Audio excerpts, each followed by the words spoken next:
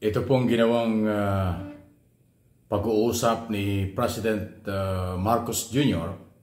at ni Chinese President Xi Jinping sa San Francisco, California, San Francisco, USA, after nung APEC, bago tuloy ang nagkahiwa-hiwalay sila. Nag-uusap po yung dalawa at well, sa isang banda maganda yung nag-uusap. Pero ang tanong, tayong mga Pilipino na ang ating paniniwala at siya naman talaga ang totoo. Majority, tayo mga Pilipino, naniniwalang atin ang West Philippine Sea at mali ang ginagawa ng China dyan sa exclusive economic zone na pinapaalis yung ating mga mangingisdang Pilipino at yung ating barko na BRP Sierra Madre ay pinapaalis at iba pang mga harassment na nangyari, napakarami na.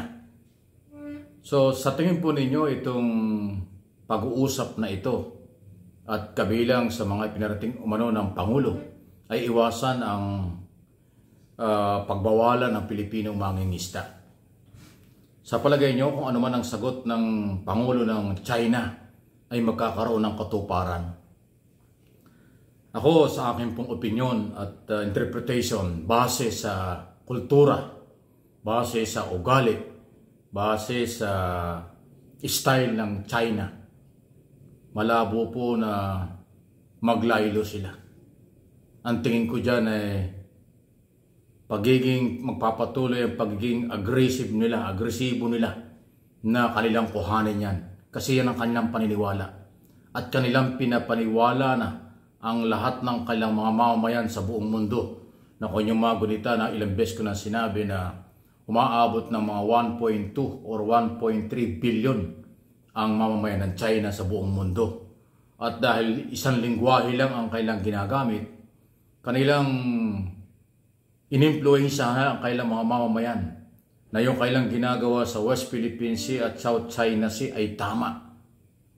Hindi na ho nakadinig or na-establish sa mga Chinese community yung karapatan ng Pilipinas sa pag-claim nito sa ilalim ng international law at saka ho yung ating pagkapanalo sa korte. Higit sa lahat, yung style kasi ng China na pag ginusto nila at sa tingin nila kanila pinangangatawanan kahit na anong paraan. Yun po yung isa sa mga sabihin na nating nakakabahala dyan. So sa tingin po ninyo ay ito ay may mangyayari. Ako, ang tingin ko rito sa kailang mga sinasabi ng kailang mga tagapagsalita na tayo yung trespassing, tayo yung illegal, mahirap pong mabali sa kanila yan. Kaya ang tingin ko rito, nakikipag-usap ang ating Pangulong Marcos sa kanya, sa China, ng ilang ulit na. Palagay ko patuloy na paghandaan, patuloy na pagmalasakitan, patuloy na ilaban atin ang West Philippine Sea sa kahit anong mangyari. Pero tulad ng sinabi ko na madalas na, hindi po business ng gobyernong Pilipinas ang makipag-away.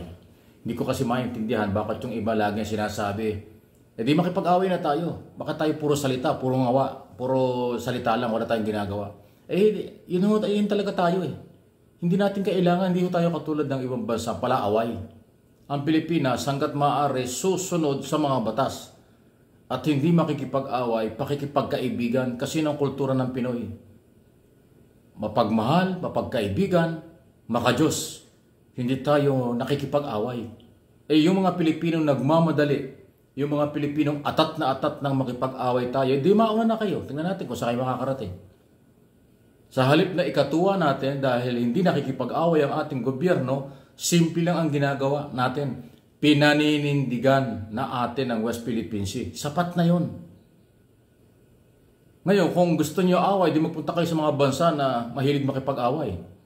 Kung tatanggapin kayo rito, doon. Pero dito sa ating bansa, hindi yan ang negosyo ng Pilipino at ng Pilipinas na makipag-away. Karapatan lang ang ginagawa ng Pilipinong matitino. Karapatan lang ang ginagawa ng Pilipinas sa ilalim ng batas na patunayan at panindigan atin ng West Philippine Sea. Yun lang yun. Eh, yung iba kasi nagmamadali, akala mo naman may sariling kakayanan. Baka kayo pa yung, pag nagkagulo, baka kayo pa yung bahagang buntot. Baka kayo pa yung mawala. Eh, di ba? So, hindi po. Eh, pakita ko lang sa inyo yung meeting ito. Yan yung meeting ng Pangulo. Yan sa RTBM. Ayan o, para makita nyo. President Marcos and President Xi. Yan po seryoso yung usapang yan. So pinakita ko lang po sa inyo. At bahagi yan ng meeting na kanilang kung ano man napag-usapan nila. Sa isang banda, yun ang maganda, nag-uusap. Pero huwag tayong palalamang. Hindi ibig sabihin nakipag-usap ang China dyan, papayag sila. Hindi rin naman ibig sabihin nakipag-usap ang Pangulo, papayag tayo sa gusto ng China. Hindi. Ipinarating lang ng Pangulo, itigil nyo ang pagbabawal sa mga isdang Pilipino dahil may karapatan ng Pilipino mangisda dyan. Yun ang magandang na-establish dyan. At ipinarating din ng Pangulo na yan ay ipinaglalaban ng mga Pilipino dahil yan ay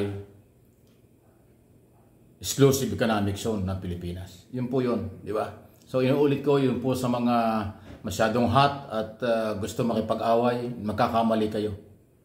Ilang beses ko na rin sinabing kahit ang China ayaw ng gera. Kahit ang China hindi makikipagwar kasi malaki ang mawawala sa kanila. Magugutom ang kailang mga mamamayan pag sila'y nakipag-away sa Pilipinas, sa Taiwan, sa Amerika at sa maraming mga bansa sa mundo. Alam niyan China yan. Hindi nila kayang harapin ang malaking mga bansa.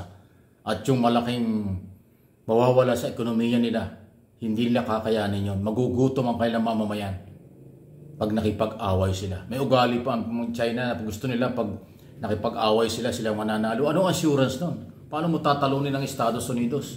Paano mo tatalunin ang allied forces ng buong mundo o maraming bansa sa mundo? So, alam ng China yan. Kaya yung mga Pilipinong atat na atat sa gulo, mga Pilipinong nang-uurot sa ganyan, itulog mo na lang yan. Hindi yan negosyo ng Pilipinas, inuulit ko, at ng Pilipino ang makipag-away. Manindigan lang, yan ang matibay na business. Paninindigan na atin yan, ipaglaban sa mamagitan ng tamang proseso, sabihin ang karapatan sa tamang pamamaraan, yun. Di ba? Kasi alam din natin at alam ng gobyerno, may epekto sa security at ekonomiya ang pakikipag-away, physical, military lalo tigit. Pero ito ang maganda nating pangahawakan. Kahit kailan hindi susuko ang ating military. Kahit kailan hindi magpapabaya ang ating military pagdating ng panahon ng pangailangan. Pero huwag na nating hintayin yun. Ini-establish ko lang na ang military ay hindi matutulog sa kangkungan. Gagawin nila ang kanilang karapatan at obligasyon kung kinakailangan. Pero hindi tayo aabot doon. Kasi nga, no to war ang galaw ng matitinong Pilipino under President Marcos. At yun din po ang aking paniniwala.